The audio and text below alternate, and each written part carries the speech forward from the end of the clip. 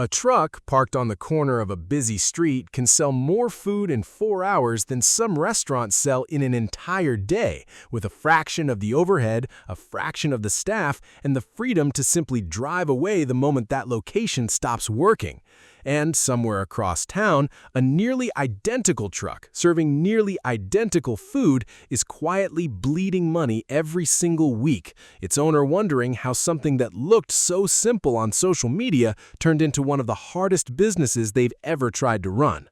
This is the economics of owning a food truck, and by the end of this video, you're going to understand exactly why this industry can be either one of the most efficient ways to enter the restaurant business or one of the fastest ways to lose your savings, depending entirely on decisions most people never think carefully about before they start. Let's start with what it actually costs to get into this business, because the range here is significant, and understanding it changes how you think about the entire venture. A used food truck, one that already has basic kitchen equipment installed, can typically be found for somewhere between $30,000 and $80,000, depending on age, condition, and how much equipment is already in place. A brand new truck, custom-built with commercial-grade equipment, can run anywhere from $100,000 to $200,000, sometimes more for elaborate builds. On top of the truck itself, you're looking at licensing and permit costs that vary dramatically by city, sometimes just a few $100s, sometimes several thousand, along with initial inventory, point-of-sale systems, and often a required commissary-kitchen relationship, a licensed commercial kitchen space food trucks are typically required to use for food prep and storage in most jurisdictions, which usually costs several hundred to a couple $1,000s a month.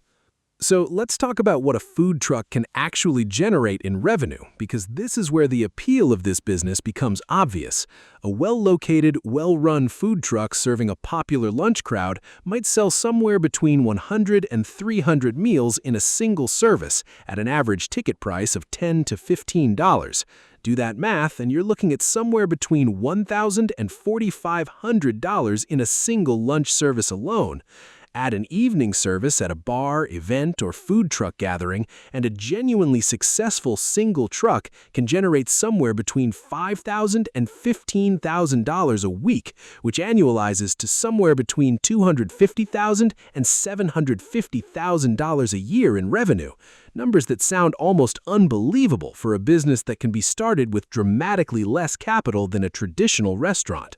But just like every business in this series, revenue tells you almost nothing without understanding the cost structure underneath it, and food trucks have one of the more brutal cost structures we've examined so far. Food cost alone typically runs between 28 and 35% of revenue, meaning nearly a third of every dollar coming in goes directly back out to pay for ingredients. Labor, even for a lean 2- or 3-person crew working the truck, typically eats up another 25 to 35% of revenue, especially once you account for the reality that food truck work is physically demanding, and finding reliable staff willing to work in a cramped, hot mobile kitchen for extended shifts is genuinely difficult. Add in fuel and vehicle maintenance, which can be substantial given how much these trucks idle while running generators and refrigeration equipment even when parked, commissary kitchen fees, permits, insurance, and point-of-sale processing fees,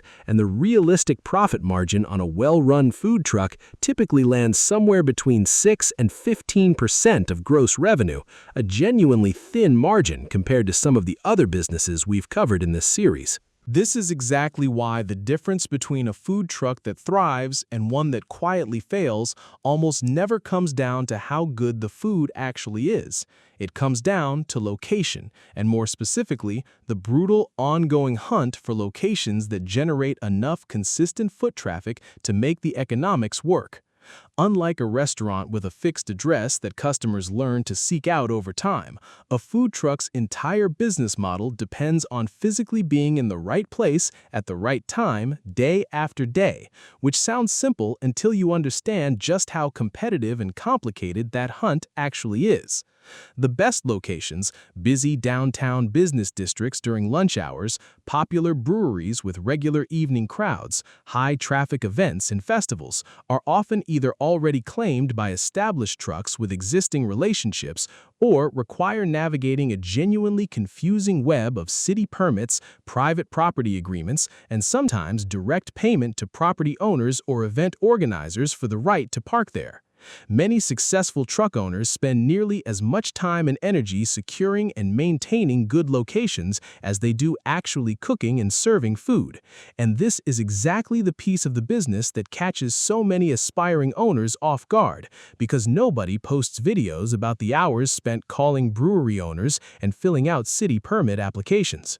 There's a particular financial trap that catches a meaningful number of new food truck owners, and it's worth understanding in detail because it's genuinely counterintuitive. Many new owners assume that because a food truck is dramatically cheaper to start than a full restaurant, it's therefore a dramatically easier business to run profitably. In reality, food trucks often face a uniquely difficult version of the same fundamental challenges restaurants face: unpredictable weather that can wipe out an entire day's revenue overnight, inconsistent daily traffic that makes forecasting inventory genuinely difficult, and the physical wear of running commercial kitchen equipment inside a vehicle that's also absorbing the stress of daily driving, all while carrying a much smaller margin for error than a restaurant with a fixed, predictable customer base might have.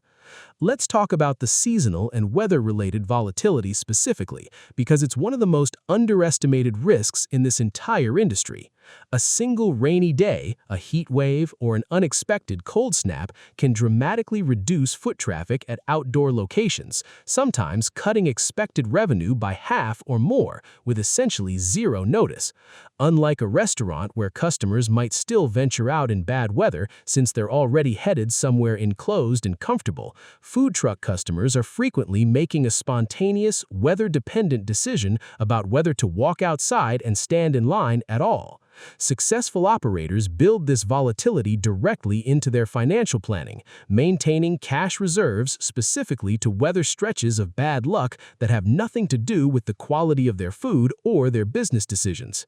So how does this business actually become genuinely profitable at scale, rather than a stressful, marginal operation? The answer, much like several other businesses in this series, involves either multiplying trucks or diversifying revenue streams beyond daily street sales alone. Catering and private events represent one of the most significant profit opportunities in this industry, because unlike unpredictable street sales, catering involves negotiated pricing, guaranteed headcounts, and dramatically higher margins, since operators can price with certainty rather than guessing how many walk-up customers might show up on a given day. A single well-priced catering event can sometimes generate more profit than an entire week of standard street service, which is exactly why many of the most financially successful food truck operators eventually shift a meaningful portion of their business toward catering and private bookings, rather than depending entirely on daily public locations. Food truck festivals and organized events represent another significant opportunity, since these gatherings guarantee foot traffic without requiring an operator to independently hunt down and negotiate a location themselves. The trade-off is typically a booking fee or a percentage of sales paid to the event organizer, but the guaranteed crowd and often higher price tolerance from festival goers can make these events genuinely lucrative despite that additional cost. The most successful operators build a calendar that blends reliable daily locations, higher-margin catering bookings, and periodic festival appearances, rather than depending entirely on any single revenue source. There's a psychological reality to this business that deserves genuine attention because it explains why the food truck industry has such a notably high burnout and failure rate, despite how appealing it looks from the outside. This work is exhausting in ways that are difficult to fully appreciate until you've actually done it. Waking before dawn for prep, standing in a cramped, hot kitchen for 8 to 12 hours, physically driving and parking a large vehicle in tight urban spaces, and doing all of this while simultaneously running the business side, sourcing ingredients, managing staff, handling social media, and hunting for tomorrow's location.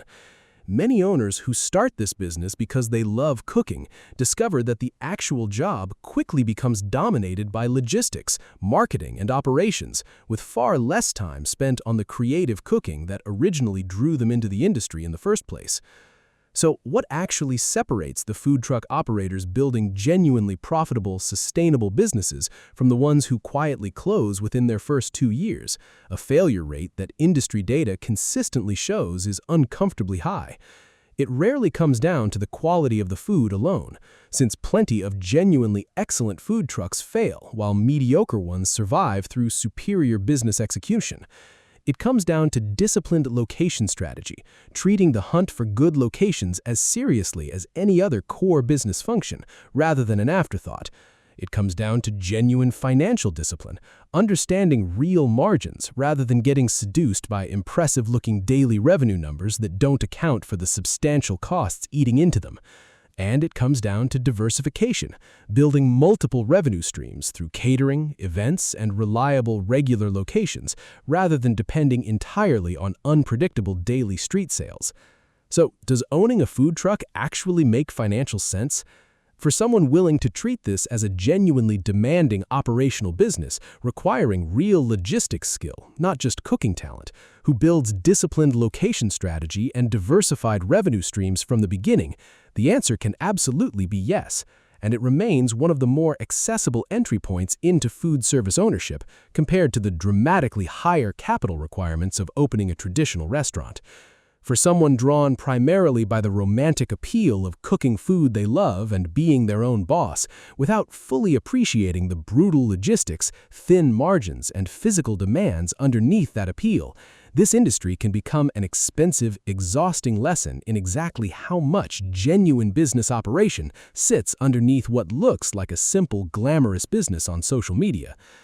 Maybe that's the real lesson hiding underneath all these numbers. A food truck looks, from the outside, like the simplest possible version of owning a restaurant. Smaller, cheaper, more flexible, more fun. And in some ways, it genuinely is all of those things. But underneath that simplicity sits a business with thinner margins, greater unpredictability, and arguably more moving logistical pieces than the traditional restaurant it's often positioned as an easier alternative to.